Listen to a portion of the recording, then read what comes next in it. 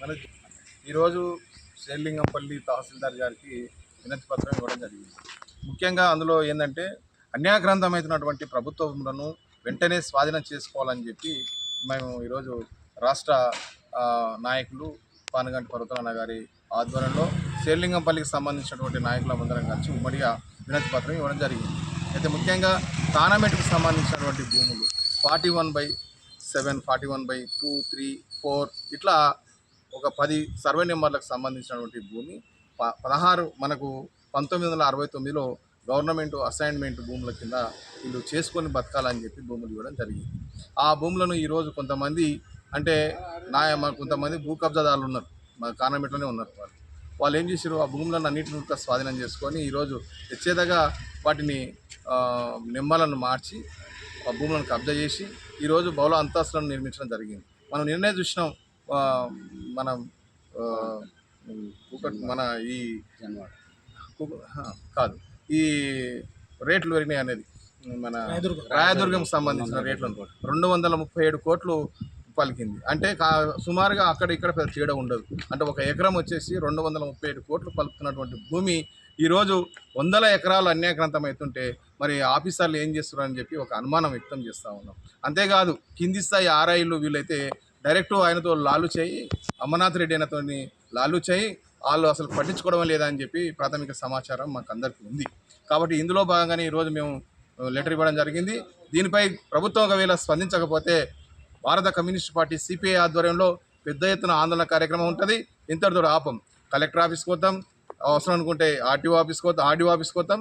ఇలా వివిధ దశల్లో పోరాటం మాత్రం చేస్తాం. కాబట్టి 100 కోట్ల విలువయ్యే భూములను తక్షణమే ప్రభుత్వం స్వాధీనం చేసుకొని ప్రభుత్వానికి సంబంధించినటువంటి ఈ భూమిని ప్రజలకు ఉపయోగపడే విధంగా ఉండాలని చెప్పి కోరుకుంటున్నాం. ఫ్రెండ్స్, ఏమైనా మిత్రులారా, శ్రీలింగంపల్లి నియోజకవర్గ కమిటీ ఆధ్వర్యంలో ఇప్పుడే ఈరోజు డిప్యూటీ కలెక్టర్ హోదా కలిగిన ఈ మండల తహసీల్దార్ గారికి సిపిఐ పార్టీ తరఫున ఒక వినతి పత్రాన్ని ఇచ్చి మాట్లాడడం జరుగుతుంది. ఈ వినతి పత్రం ఇచ్చిన కార్యక్రమంలో నాతో పాటు రాష్ట్ర సమితి సభ్యులు రామకృష్ణ గారు, నియోజకవర్గ కార్యదర్శి కె చంద్ర యాదవ్ గారు, జిల్లా సమితి సభ్యులు డిహెచ్పిఎస్ జిల్లా ప్రధాన కార్యదర్శి వెంకటస్వామి గారు, అట్లాగే మన ఏఐటీసీ జిల్లా నాయకులు తుపాకుల రాములు గారు, అట్లాగే ఇతర నాయకులకు నమస్కారం. ముఖ్యంగా ఇంతకుముందే మా రామకృష్ణ గారు కొన్ని విషయాలు చెప్పడం జరిగింది. ముఖ్యంగా శ్రీలింగంపల్లి నియోజకవర్గం అంటేనే ఇది ఒక ఫైనాన్స్ జోను. ఇక్కడ బహుళ అంతస్తుల నిర్మాణాలు, ఎకరా ఇంతకుముందే చెప్పినట్టు 200-300 కోట్ల ల్యాండు ఈ నియోజకవర్గ సొంతం. ఈ నియోజకవర్గ పరిధిలో రాష్ట్ర ముఖ్యమంత్రి స్థాయి కలిగిన వాళ్ళు, అట్లాగే మంత్రులు, వివిధ రకాల పెద్ద పెద్ద వ్యాపారులందరూ కూడా ఈ నియోజకవర్గ పరిధిలోనే వాళ్ళ ఆఫీసులు, వాళ్ళ యొక్క ఇళ్ళు ఉన్నాయి. అంటే అంత విలువైన ఖరీదైన ప్రాంతం శ్రీలింగంపల్లి. ఇలాంటి శ్రీలింగంపల్లి మండల పరిధిలోని, నియోజకవర్గ పరిధిలోని ప్రభుత్వ ఆస్తులను, చెరువులను, కుంటాలను, నాలాలను, అట్లాగే దేనిని వదలకుండా, గుట్టలను కూడా, ఆఖరికి చెట్లను గుట్లను కూడా వదలకుండా ఈరోజు చెరబట్టి వాటన్నిటినీ దోచుకునే పద్ధతిలో ఇక్కడున్న కొంతమంది బ్రోకర్లు లేదా కొంతమంది రియాల్టర్లు, అట్లాగే బహుళ పారిశ్రామికవేత్తలు దీని మీద కన్నేసి చెరబడుతున్నారు.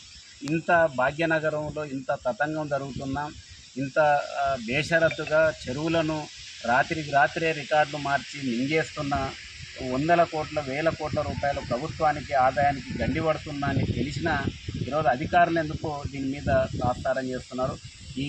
ఇంత జరుగుతున్న ఈ రెవెన్యూ మినిస్టర్కి తెలియదని అనుకోవాలా, లేదంటే సంబంధిత ముఖ్యమంత్రికి లేదా ప్రభుత్వ పెద్దలకు ఇది తెలియకుండా జరుగుతుందని అనుకోవాలా? ప్రజలు కూడా ఇది సందేహంగా ఉన్నది. ఎందుకంటే ఇంత విలువైన ఆ ప్రాంతంలో ఇన్ని 1000 కోట్ల విలువ చేసే ప్రభుత్వ ఆస్తులు పోతున్నాయి అని అంటే వాళ్ళ మీద ఎందుకు క్రిమినల్ యాక్ట్ మీరు పెట్టట్లేదు, క్రిమినల్ చర్యలు ఎందుకు తీసుకోవడం లేదు అంటే ఈరోజు ఈ పెద్ద సందేహంగా కనబడుతున్నది. అంటే వాళ్ళ వెనకాల ఎవరో ఒక అతీతమైన ఒక బలమైన శక్తులు ఉన్నారనే ఆరోపణలు ఉన్నాయి. అది వాళ్ళ కుటుంబ సభ్యులు కావచ్చు, ముఖ్యమంత్రి, లేదంటే ఇతర వాళ్ళ స్నేహితులు కావచ్చు. అంటే వాళ్ళ అండదండలు చూసుకొనే ఈరోజు ఇక్కడున్న ఆస్తులను కొల్లగొడుతున్నారు. ఇది ముమ్మాటికి క్రిమినల్ చర్యగా కమ్యూనిస్ట్ పార్టీ చూస్తున్నది. ఇక్కడ ముఖ్యంగా మంజునాథ కన్స్ట్రక్షన్, అమర్నాథ్ రెడ్డి అనే వ్యక్తి వ్యక్తి ఇక్కడ ఈ కానమెట్టు ప్రాంతాన్ని బేస్ చేసుకొని ఆయన ఆంధ్ర ప్రాంతానికి సంబంధించిన వ్యక్తి అయినప్పటికీ ఇక్కడ స్థానికుడుగా మొత్తం రికార్డులను రెవెన్యూ అంటే రికార్డు మొత్తం చదివేశాడు, అంటే పూసబట్టిండు. అంటే అనువున ఏ రికార్డు, ఏ సర్వే నెంబరు మారిస్తే ఉపయోగం, ఏ సర్వే నెంబర్లో ఎంత భూమి ఉంది, ఆ సర్వే నెంబర్ పేరు, రైతు ఎవరు అనే మొత్తం టోటల్, అంటే కానమెట్టు ప్రాంతంలో ఉన్న సాధారణ చిన్న రైతు నుండి మొదలుకుంటే అందరినీ ఆయన పూసబట్టి చదివినట్టు వాళ్ళతో లాలూచి, అంటే ఎంతో కొంత డబ్బులు ఇచ్చి ప్రలోభ పెట్టి ఆ భూములను రికార్డులు మార్చి ఆయన వందల కోట్లు వేల కోట్లు సంపాదిస్తున్నారు. ఆయన ఒక్కడే కాదు, ఆయన వెనకాల ఎవరో బలమైన ప్రభుత్వ పెద్దలు ఉండి ఉండొచ్చు. ఎవరైనా ఎంతటి వారు ఉన్నా ఒక సమగ్ర విచారణ చేసి దీని మీద యాక్షన్ తీసుకోకపోతే ఈరోజు ఒక చెరువునే ఈదలకుండా చెరువునే లేకుండా చేస్తున్నారు. ఇది పురాతనమైన చెరువు, ఇక్కడ ఉన్న కానమెట్టు ప్రజలందరికీ తెలుసు ఇక్కడ చెరువు, ఇది ప్రభుత్వం చెరువు అని. కానీ ఆ చెరువే లేకుండా ఇది షేర్లింగంపల్లి మండల పరిధిలో ఉందని ఇక్కడ ఉన్న తహసీల్దార్ గారు కేసు వేస్తే అది షేర్లింగంపల్లి మండల పరిధిలో కాదు, కూకట్పల్లి అంటున్నారు.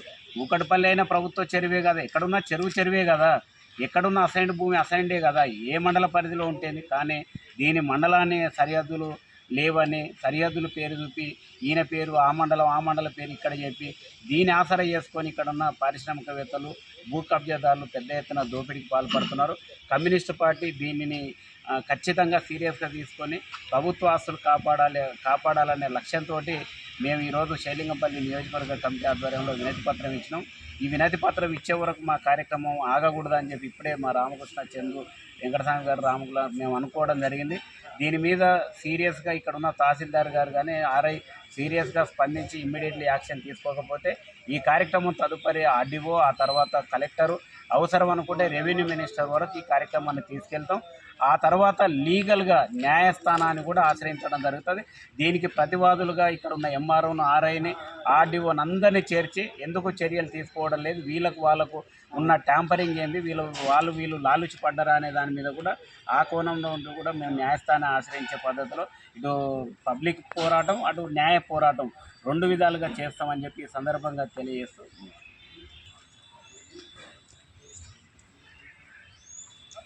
ఓకేనా.